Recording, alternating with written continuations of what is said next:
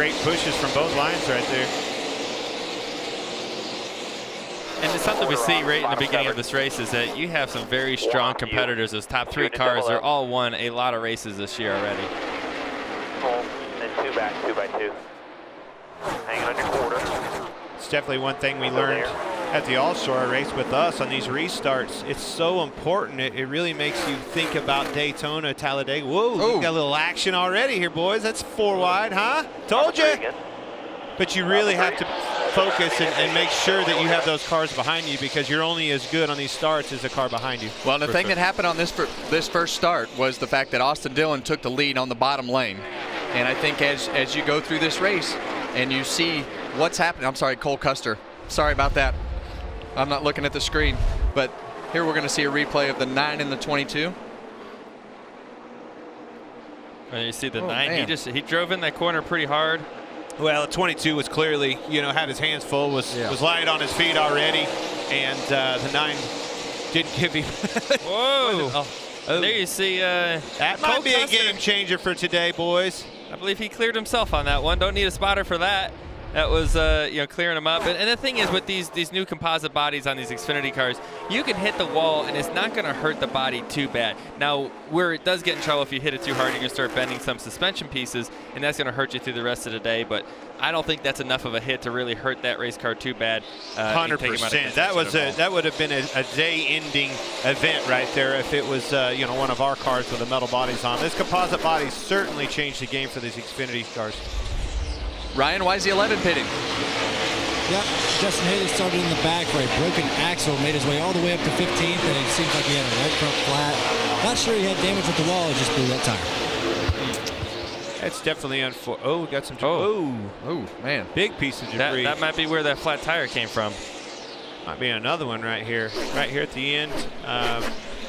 Final lap of the stage, they might try to get to it. That's a big piece of debris. Yeah, it looked like a piece of insulation from the headers that probably came off. And fortunately for us, it's on the last lap of the stage. And fortunately for Christopher Bell, he went around it because he's running right against the wall. So Christopher Bell is going to come off at turn 4. Oh, I think he got it that time. Oh, he did get it. 3 or 4 guys got it there. You can see the damage, I think, on the front right there. Christopher Bell is going to win the stage.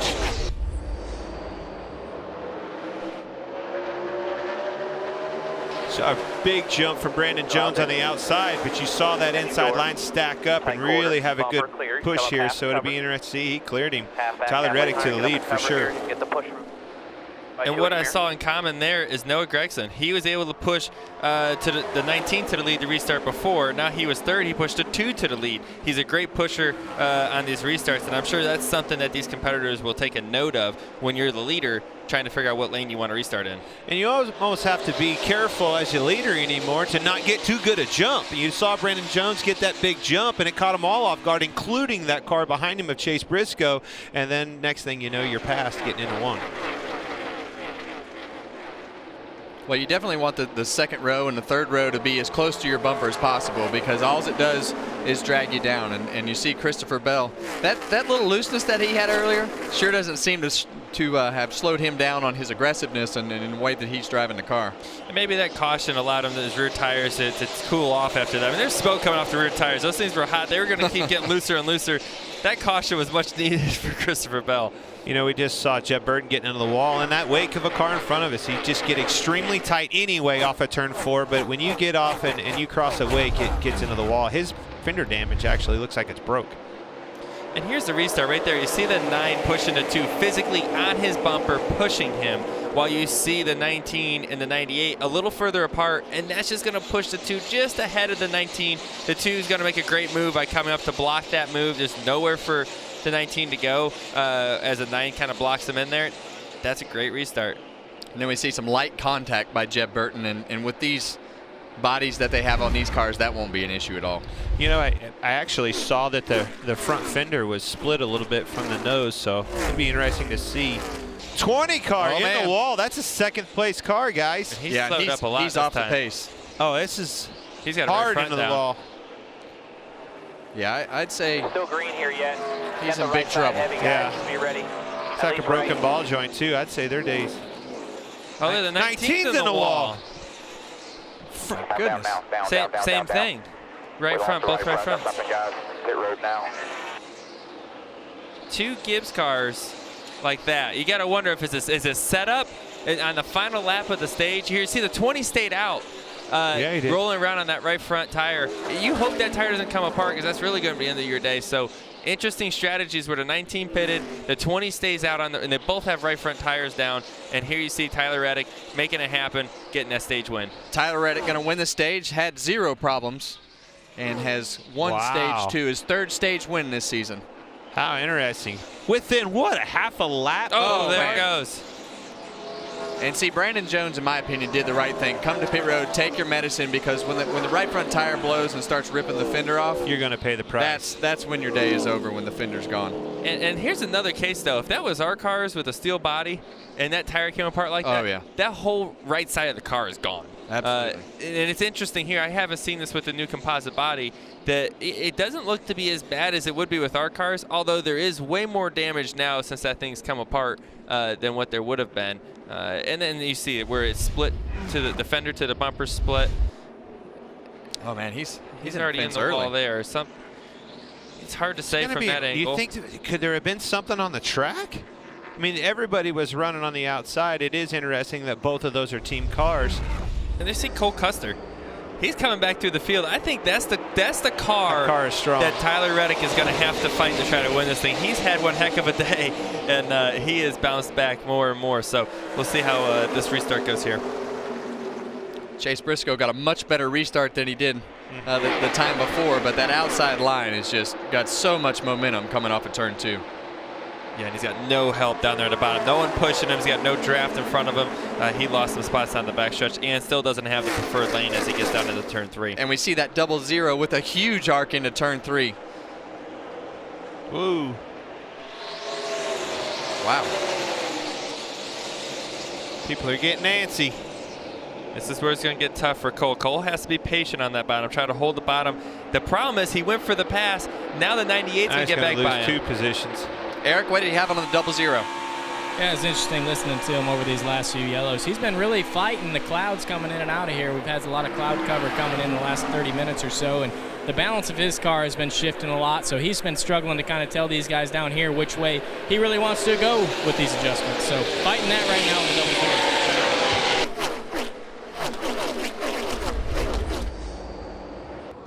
Well, 16 to go. We're going to settle it here shortly. Bottom didn't go. You see a lot of wheel spin there from Cole Custer. He's going to lose a ton of spots here. Here comes Justin Allgaier. Whoa. One car all the way on the apron. What do you say it was going to get intense? A little more aggressive? Well, and you know the hard thing about this particular restart zone is once you spin the tires, like it doesn't seem like they ever want to quit spinning. Boy, that's the truth. So I think Justin Allgaier is thinking here, I better get him quick. Have to. You don't want that 2 car to get out there too far. You might not be able to get him. And we know how fast he is. And Justin hasn't had the fastest car all day today. But he has a little advantage on tires. He needs to try to make it happen while he can, unless the 2's just going to drive away. Here's a replay of the restart here. And you see Cole spinning his tires. 19 to Brendan Jones. Got the run. Is going to push him. But there's no rear grip. And it's going to get that car even looser. And look at the 1 of Annette. Man, how they escaped that. That was good heads-up driving on everybody's behalf. Guys, I like Jeffrey Earnhardt. This 18 car, they obviously took good advantage of their strategy. He's holding strong in 3rd place. Very good showing for them. They've been all across the board. They've been into the wall. They've had trouble. They've spun out. Been in the wall. Again, you can see the right front tire hanging out with the fenders coming all down these the cars, I can't believe what I'm seeing. This is a 1.5-mile track. These cars are beat up, tore up, taped up, repaired, spun out. Now he's running 3rd. And he's still got one of the best paint schemes on the racetrack, that Mooresville Police Department. So neat to see that car running up towards the front here at the end. Like I said earlier in the race, that means a lot to a lot of people in this area. And taking advantage of his opportunity. You know, I think he's got, what, 7 or 8, 9 races in this particular car. He's never had a top 5, and, you know, he's just having a great race. And we all know the Earnhardt history and heritage when it comes to Charlotte Motor Speedway, being from right around here, and know how much it means for that family to run well, and it's great to see. These guys are high, wide, and I'm talking on the fence high. I do not see this going 11 laps without somebody getting into the wall and maybe causing a caution. And there it is. Not the caution, but he was definitely in the fence, and I don't think that's the last one. And Clint and Joey, it goes right back to the body. These guys are they're not afraid to take a chance. They're willing to go up there and bounce it off the wall and take a chance of hitting the wall to gain that speed. And being towards the end of the race, you see Brandon Jones whack it again there into the fence, and I think this time it actually hurt him a little bit. Our cars will definitely take it. That body, I'm sold on this body as far as this product and this Xfinity series.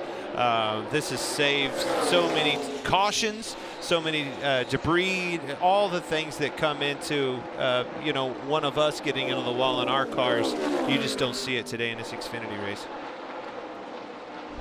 Cole Custer's in the fence. It's definitely got something broke now. It's unfortunate. That's both teammates there. I was watching Cole. He was really, really flirting with that wall, very, very close to it, and looks like he finally got into it. And I mean, at this point, he's won a couple races and going for wins, and he can afford that scenario right there. So, it's unfortunate that he's not going to finish, but with 5 laps to go, took a chance and it didn't work out. It's definitely a survival race. If this was our race tomorrow and this many cars hit the wall, you could be the 35th place car and you're going to win because you got a car in one piece. And it might be. Who knows? But as many cars have had issues and stuff here, you're going to start seeing some interesting characters in the top 10. And, look at the 22 car of Austin Cindric. I mean, he's had a rough day. He doesn't have any tires in his box. And because of everything that's going on, he's going to squeak possibly a top 10 out of this thing. I just can't believe what we're seeing. I mean, we're 4 laps to go. You said it. Look at the top 10. Look at the names that are in it. Jeb Burton getting this opportunity and making the most of it. Austin Cindric, he's in 10th place. That car has been out of control all day long, and they've never given up, making big swings and adjustments. Jeffrey Earnhardt, this 18 car. You want to talk about attrition and being all over the place, taking advantage of strategy. They're in 3rd place, guys. And Noah Gragson, he had a pit penalty not too long ago, went to the back of the field. But just a number of great stories as we've gone throughout the day, really from attrition and from the different circumstances that have been created by the racetrack and the heat and everything that's going on today. Justin Haley, he's wet. He's dumped a whole bunch of water on himself today. He's past a rare steak at this point. He's well done. But you know what? He's running 5th, and he's going to say, you know what? Everything I did today was worth it, because he's grounded out and made something out of his day and sitting here running 5th place. And we know this. You guys have run these Xfinity cars. These cars are hot. They are hotter, and usually I've had a lot of you guys, my peers that drive Cup cars, get in these Xfinity cars and tell us just how hot they are. And Tyler Reddick, he's been a beast today, coming off of turn 4 for the white flag. 75%. The white flag waves as we have 1 lap to go. He's just cruising. He's taking that white flag. You know how good it feels to take that white flag, because if the caution comes out, you got it in the books. P2, 25 back, and floated into 3 and 4 here. Nice and smooth. That's what you want to hear. That's right. Way back. He went to the bottom that time. Yeah, absolutely. And as he comes off of turn 4, he's going to collect his 5th series win. Just 23-year-old Tyler Reddick. What a day. Great race. Those guys did a great job. Great race. Deserving winner. In order to drive this car, thank you guys so much. Good day for RCR. Huge shot in the arm for everybody at RCR to see that 2 car back, in victory lane. Total team effort. Those guys have been knocking on the door. They've been doing a great job this year. Big win right here in your own backyard at Charlotte. That's always big. Nothing like winning in Charlotte. Getting the celebration going. He's going to take a celebratory drink. A big celebratory drink. Tyler, what an impressive day, man. What kind of statement does this make, switching teams and coming back and putting on a dominant performance like this today? Well, it's hats off to all Richard Childress Racing. We were pretty good going into the 2 off weeks, but we weren't really happy with where we were, and they worked really hard. We worked on a couple things, and been really good ever since we came back to Charlotte. I'm just so pumped. Just by all the work ethic, all the guys back at the shop, guys here with me today, they just worked their tail off on our Tame the Beast Chevrolet and held off Justin Allgaier, who's very hard to beat, and won at Charlotte, a place you used to hate.